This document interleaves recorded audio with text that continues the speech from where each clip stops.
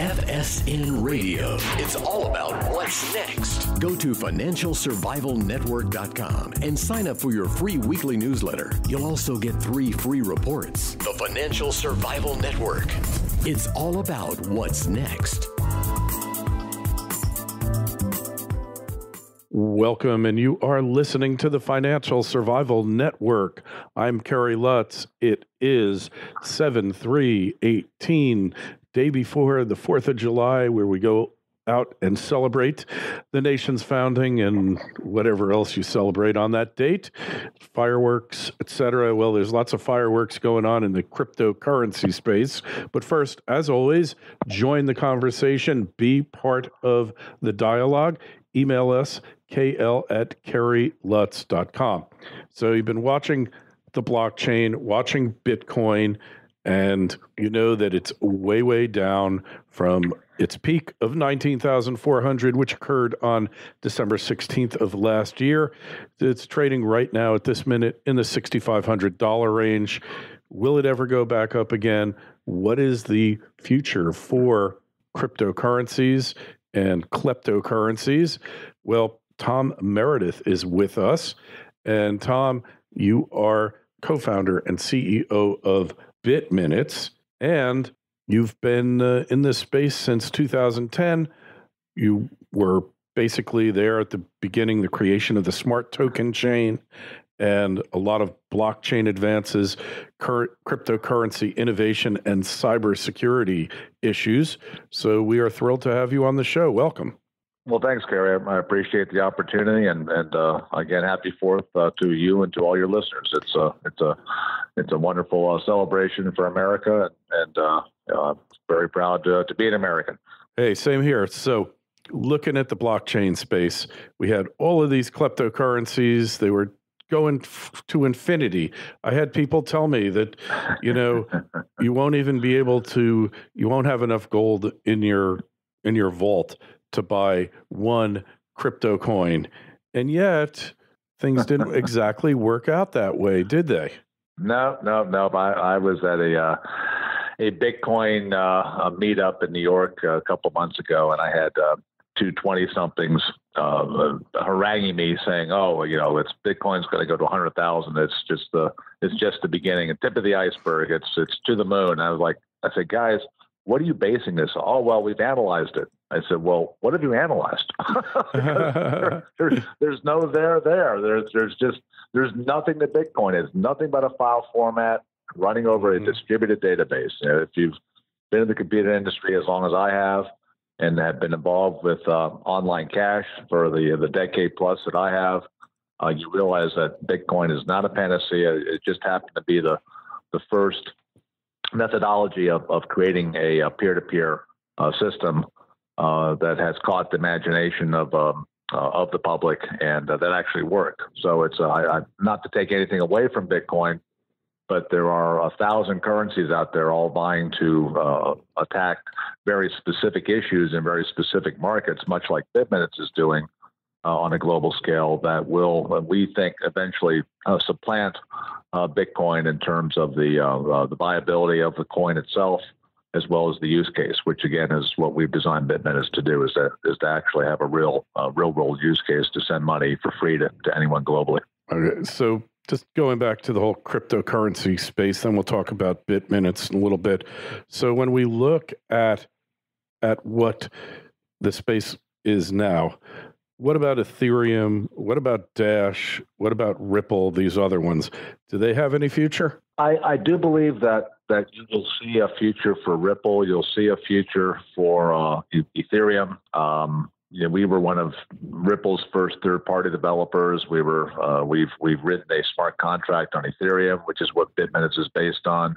We're being asked to do the same thing with Stellar. Dash, I've got no comment on. I keep hearing it. That many other crypto names.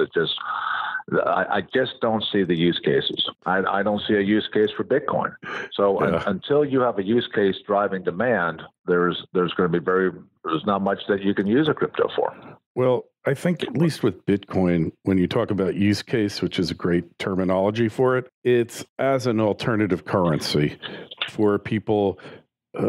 Maybe they're anarchists, maybe they're not not abiding by the law, maybe asset protection, maybe just people who think that the dollar is going to collapse or that the entire global economic system is one day going to be crashing down. Arguably, Bitcoin, you've got uses there. Is it the best? Probably not. It's got constraints to it.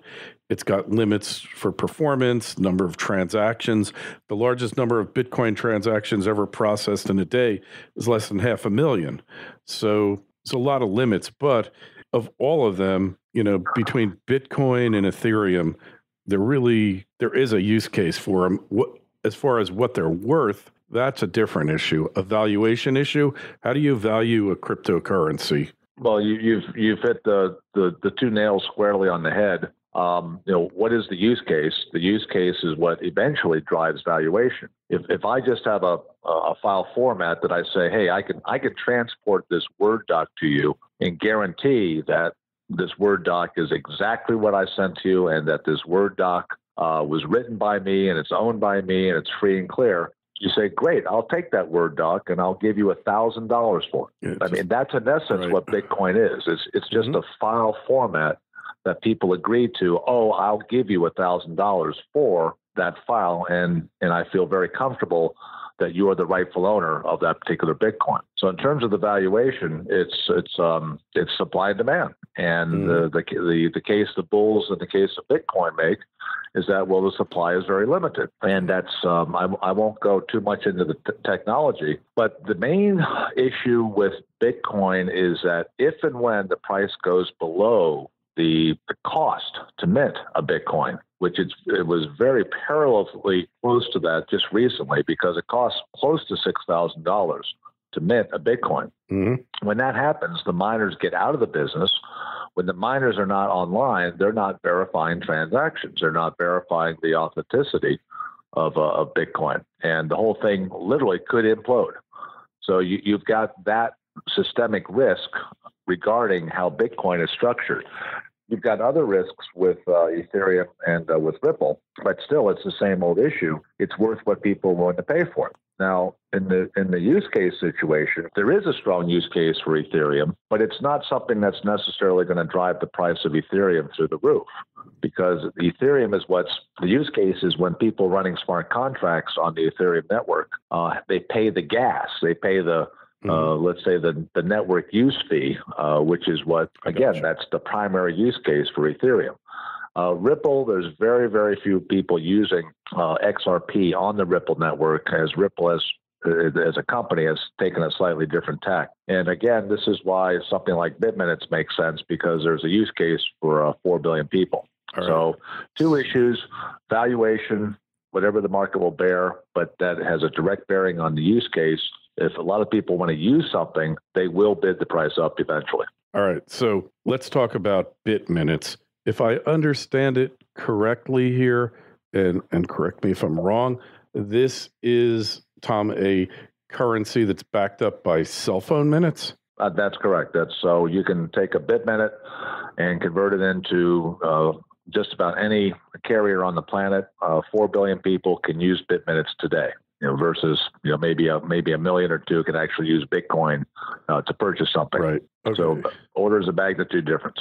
But like when we look in the U.S., I don't know about your plan, but my plan, I don't pay for minutes anymore. It's unlimited. I got 5 people on the plan. So for me personally, a minute really has, I don't want to say it has no value, but it's of a value that I don't really concern myself with, because I have an unlimited, at least if I pay my monthly fee to Verizon, I got an unlimited supply of them. Now, I know it's not like that in third world countries, et cetera, but can you really make a medium of exchange out of something?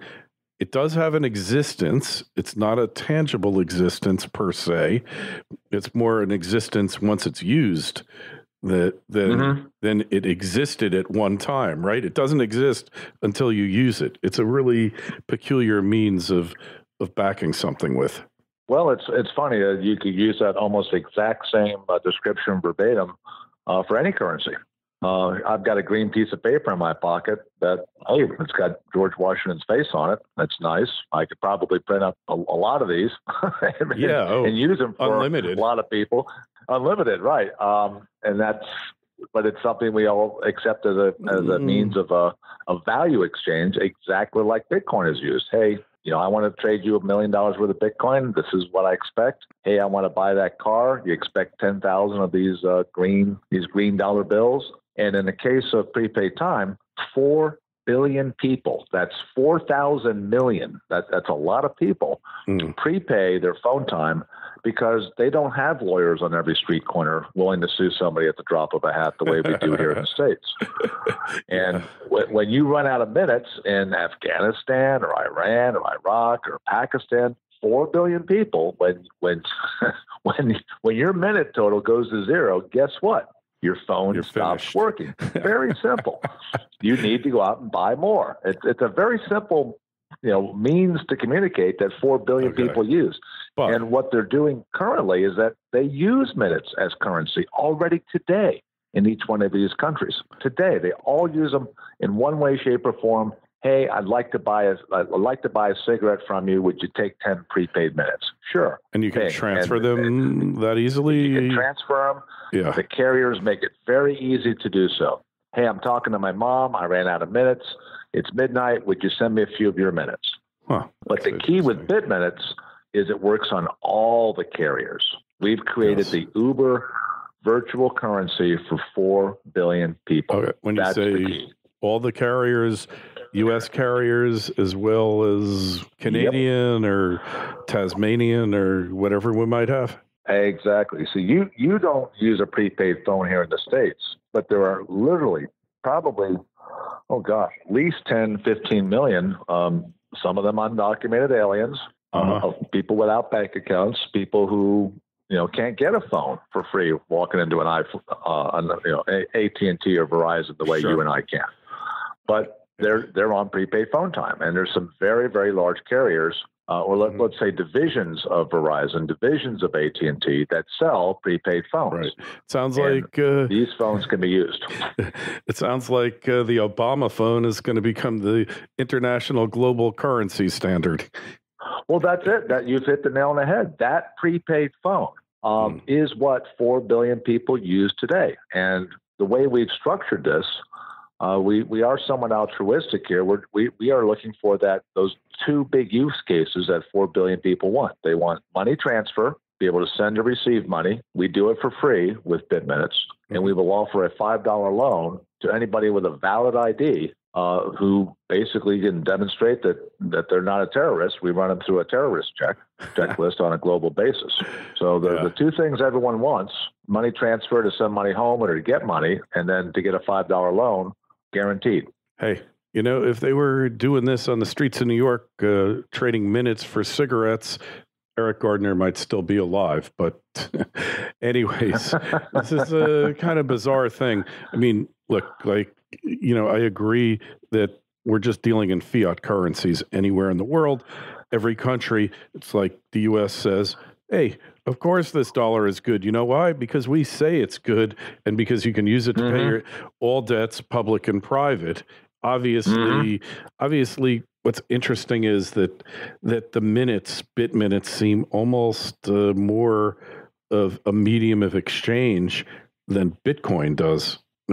Exactly. You can actually use it for something that 4 billion people use every single day, and where they're already using minutes, but only within that particular carrier. So in other words, if I say to you, hey, give me some minutes, you and I both need to be on that Verizon plan. Yeah. But if you're doing international money transfer, of being able to send minutes from AT&T to Verizon is where we act as the conduit, as the bridge between all these different carriers globally. And I think there's like 170 carriers really that we it's something like 300 some odd carriers in 170 countries that we support. That gets us to that 4 billion number. Okay, so you do realize that as countries become more prosperous, less people pay by the minutes, then companies start instituting plans. Is this a concept that's scalable into the future? Oh, absolutely, because the 2 billion people who are unbanked. Well, look at the U.S. 90% of the people here are on what they call postpaid plans. So you bill me, at the end of the month. Okay. All I could eat, 5 people on my plan. It's $100 a month. Not a problem. There's still 15, 20 million people in this country who are on a prepaid plan. Mm-hmm. So call it, 5-10%. So the 2 billion unbanked are not going to get credit from AT&T anytime in the near future. They're still going to be prepaying their phone minutes.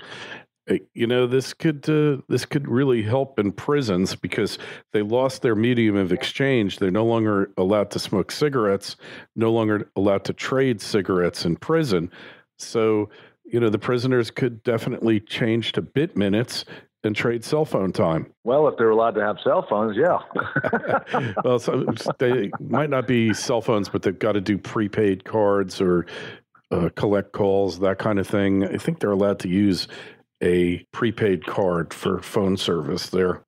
Well, so will it work on the regular wired network, phone network, or is it only for cell phone minutes? Well, that's the beauty. Every one of these prepaid cell phones globally is connected to the global network. Mm-hmm. So I could call Afghanistan to any one of these prepaid phones and vice versa. If they had enough prepaid time, they could call anywhere on the planet. So they're all connected. We're leveraging the global communications network where it costs almost nothing to send BitMinutes, and that's why and how we can offer free global money transfer to these 4 billion people. It's if anyone's going to get hurt by all this, it's going to be Western Union. Yeah, sure. And American Express, they own Western Union now. I don't know. American Express does a lot of money transfers. There's a bunch of companies doing it now. Maybe PayPal. Right. Who knows? I mean, there's so many of them out there. What about in terms of security here? We're using the blockchain, obviously, right? So we're pretty secure. Exactly. And in fact, that's the beauty of how we do a $5 loan. Mohammed Yunus won a Nobel Peace Prize for the whole concept of microfinance when he first loaned, $300, 2 decades ago. Mm-hmm. So all we've done is taken that concept of like, hey, if you give people credit, they'll pay you back. They're so tickled pink to have credit at an affordable rate that they'll move heaven and earth to pay you back. If they're unbanked, not because they're bad credit risks. They're unbanked simply because you don't see bank branches out in villages in Bangladesh and India. Using the phone as the means to track and to verify that person, and then blockchain and tokenization to actually wrap that $5 loan into a smart contract that we can lodge on the blockchain and say, no, Mrs. Jones, I mean, you borrowed $5 here on such and such date and time from Tom Meredith, and here's the record of it. It's indisputable. So it's not like there's bad actors can fudge records. Mm-hmm. So it's a perfect storm of technology to take that concept of a $300 loan and bring it down to a $5 loan, where even the poorest of the poor can get that $5 loan and build their credit from there. Yeah. It's a beautiful thing, this technology. Amazing. I was going to say they're not bad credit risks. I should say they're not unbanked because they're bad credit risks. They're unbanked. They're bad credit risks because they're unbanked. All right. Not necessarily having anything to do with their credit. So effectively. Right. So in essence, they're not, by definition, they are not necessarily bad credit risks until they default on their credit, in which case we know who they are. Yeah. We've got their ID. We've got their phone. We simply blacklist them. All right. So nobody wants to do that. So is this working now? Are people using this as we speak, Tom? Yeah, we've been in an extended I wouldn't call it a trial at this point. We've been up and running with one of the largest banks in Africa with a joint venture the last couple of years, but we've only been doing it from the state of Georgia to the country of Kenya for the money transfer. Mm-hmm. But if you're in Georgia, you can send money for free to anyone in Kenya, Tanzania, Uganda. We've expanded the African footprint quite substantially here the last couple of years. That's cool. Maybe I can send some money to Obama's family out there in Kenya, but I have to go to Georgia. I'm in Florida. It's not going to work, huh? Well, we just announced we're rolling out New York, New Jersey, and we're planning on going national with a bank that we can't announce at this point. So we'll be going national with free money transfer. Nationally, I'd say within the next 30 days, and then we can do it in country in India, in the Philippines. In fact, we just announced an MOU with a company that has they're banking everyone in the Philippines. They've got a 30 million person contract. Cool. And we're going to be their money transfer agent of record for the entire country of Philippines here shortly. How much is a BitMinute trading for right now? We are not right now. We're still wrapping up our offering, and so it's 2 cents. And we will be going on an exchange here by the end of July. In which case, at that point, it'll be whatever the market will bear, just like all the other cryptos. All right. Right now, it's the offering is 2 pennies, and we think that's the way we've constructed the offering. We think it's a good price point, so that we don't. But they box out the person who wants to borrow $5 in Kenya. Right. All right. So if we want to find out more about this, Tom, want to find out more about what you're doing and where this is heading, where's the best place to look? BitMinutes.com. BitMinutes.com. BIT minutes. All right. And we'll have a link to that in the show notes to this interview on Financial Survival Network. Take a look at the site, sign up for a free newsletter. You can send us an email and be part of the show, kl@kerrylutz.com, Twitter feed @KerryLutz, and the Facebook page is Financial Survival Network. Hey, Tom, been a pleasure. Really fascinating concept. I wish you the best of luck, and we'll see what happens next. Thanks, Kerry, and then again, have a happy and safe 4th. FSN Radio. It's all about what's next. Go to financialsurvivalnetwork.com and sign up for your free weekly newsletter. You'll also get 3 free reports. The Financial Survival Network. It's all about what's next.